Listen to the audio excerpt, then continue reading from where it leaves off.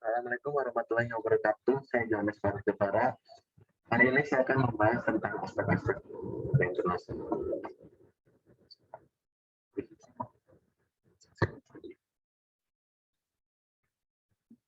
Perkembangan hukum perdata internasional dalam era globalisasi.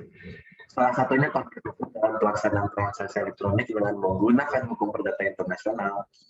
Dengan adanya internet, hubungan antara subjek hukum dengan subjek hukum lainnya tidak hanya secara langsung, tetapi dapat berlangsung tanpa adanya pertemuan.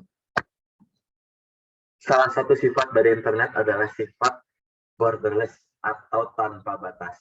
Sifat ini individu yang berinteraksi dan saling berhubungan tidak lagi dibatasi oleh batas negara atau wilayah tertentu. Pertumbuhan transaksi perdagangan melalui elektronik atau yang biasa kita sebut e-commerce juga bersinggungan dengan hukum perdata internasional, terutama untuk pengakuan keabsahan dan penegakan hukum. Jika masalah ini tidak jelas diatur dalam hukum nasional Indonesia, maka akan diperkirakan akan mengganggu kegiatan perekonomian nasional dan perdagangan internasional. Kegiatan keperdataan di internet. Berdasarkan perkembangan yang terjadi, transaksi secara elektronik yang merupakan aktivitas di internet disebut juga dengan istilah online contract. Menurut Edman Makarim, online contract adalah hubungan hukum yang dilakukan secara elektronik dengan memadukan jaringan dan sistem komunikasi berbasis komputer dengan sistem komunikasi yang berdasarkan atas jaringan dan jasa telekomunikasi yang selanjutnya difasilitasi oleh keberadaan jaringan komputer global internet. Berikut dua perbuatan hukum yang menimbulkan perikatan dalam transaksi elektronik. Kontrak elektronik menurut penafsiran yang diberikan Undang-Undang ITE pada pasal 1 ayat 8, kontrak elektronik adalah perjanjian yang dimuat dalam dokumen elektronik atau media elektronik lainnya. Bentuk konkret dari kontrak elektronik ini mencakup jual beli, lisensi, asuransi, lelang, dan perjanjian-perjanjian.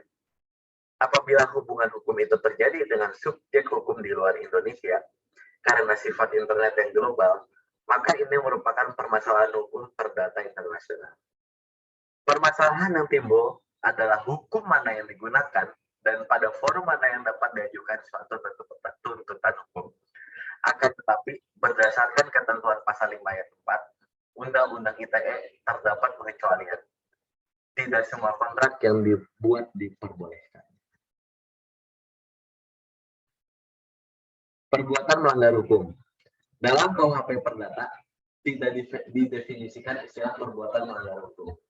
Tetapi dalam pasal 1365 KUHP Perdata menyebutkan tiap perbuatan melanggar hukum yang membawa kerugian kepada orang lain mewajibkan orang yang karena salahnya menerbitkan kerugian itu mengganti kerugian tersebut.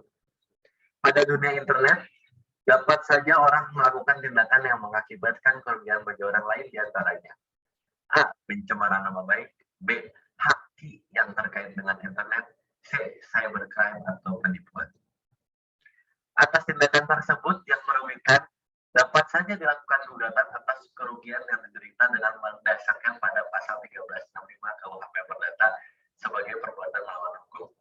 Dikarenakan internet merupakan media global, maka perbuatan melanggar hukum ini menjadi permasalahan HPI jika di dalamnya terkandung undang-undang asing. Pengaturan permasalahan HPI dalam Undang-Undang Nomor 11 Tahun 2008 tentang Informasi dan Transaksi Elektronik. Pilihan hukum dalam kontrak elektronik, hak dan kewajiban HPI para pihak yang menjadi penyelesaian sengketa masalah dan konflik of law diistilahkan sebagai choice of law dan ada pula yang mempergunakan party autonomy. Pengaturan pilihan hukum atau choice of law dalam Undang-Undang Informasi dan Transaksi Elektronik disebutkan dalam pasal 18 yang selengkapnya sebagai berikut. Para pihak memiliki kewenangan untuk memilih hukum yang berlaku transaksi elektronik internasional yang dibuatnya. Apabila para pihak tidak melakukan pilihan hukum dalam transaksi elektronik internasional hukum yang berlaku didasarkan asas-asas hukum perdata internasional, para pihak memiliki kewenangan untuk menetapkan forum pengadilan, arbitrase, atau lembaga penyelesaian sengketa alternatif lainnya yang berwenang menangani sengketa transaksi elektronik internasional yang dibuatnya.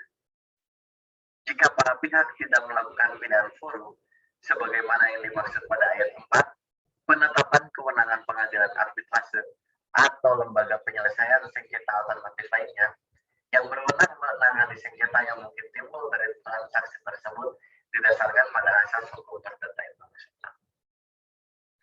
Ketentuan ayat 1 didasarkan merupakan asas yang biasa disebut fakta servanda yang terdapat pula pada pasal 1338 KUHP Perdata sebagai dasar berlakunya dan mengikatnya kontrak elektronik bagi pihak yang membuatnya.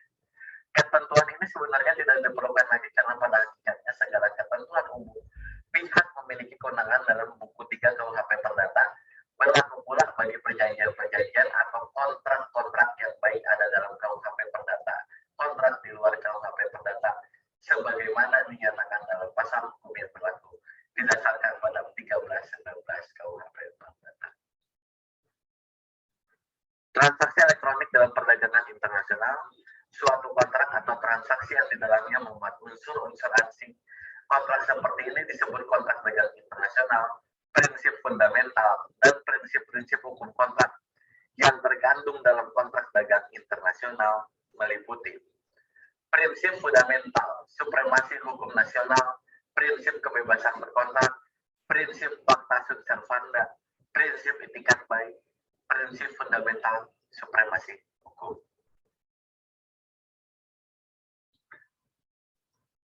Asas-asas hukum perdata internasional dalam transaksi elektronik.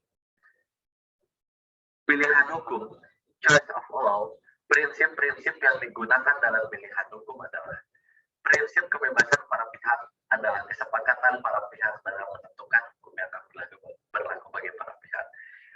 Prinsip bona fide, yaitu pilihan hukum itu didasarkan atas itikat baik. Prinsip real connection, yaitu pilihan hukum yang disepakati itu harus memiliki hubungan dengan kaitan para pihak. Fungsi klausul pilihan hukum adalah untuk menentukan hukum apa yang akan digunakan atau menerangkan syarat-syarat kontrak atau hukum yang akan digunakan mengatur kontrak.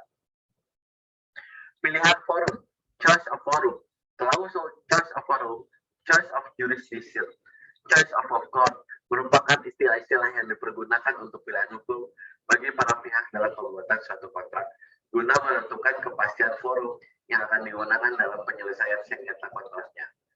Prinsip-prinsip yang digunakan dalam pilihan forum ini meliputi kebebasan para pihak. Dalam transaksi elektronik, para pihak yang berasal dari dua negara yang berbeda tunduk pada hukumnya masing-masing memiliki kebebasan untuk secara tegas menentukan klausul pilihan hukum atau pilihan forum dalam transaksi elektronik yang dibuat.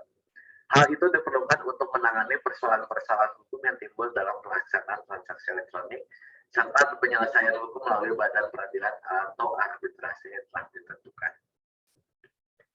Dalam hal klausul pilihan hukum atau pilihan forum tidak ditentukan dalam transaksi elektronik yang dibuat para pihak, maka untuk penyelesaian masalah hukum yang timbul berkenaan dengan menentukan hukum yang akan berlaku dan menentukan badan peradilan atau arbitrase dalam penyelesaian sengketa, digunakanlah asas-asas hukum perdata internasional berupa asas the proper law of contract, lex loci contractus, lex loci solutionis, party autonom, the most characteristic connection, theory of declaration, dan mailbox theory.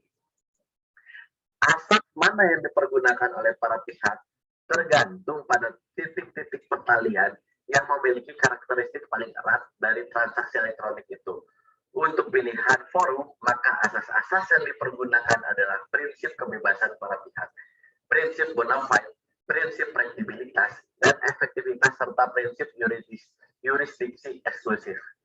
Selain itu juga terdapat asas the principle of basic presence, yaitu kewenangan pengadilan untuk mengadili ditentukan tempat tergugat berada, dan prinsip the principle of effectiveness yang ditentukan oleh tempat harta benda tergugat benda sehingga sangat mungkin dieksekusi.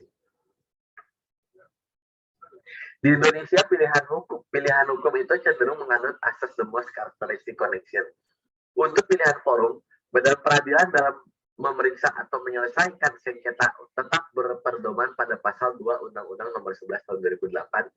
Sedangkan untuk penyelesaian melalui arbitrase, dilakukan sesuai dengan pasal 3 Undang-Undang Nomor 30 tahun 1999 tentang arbitrase dan alternatif penyelesaian sengketa.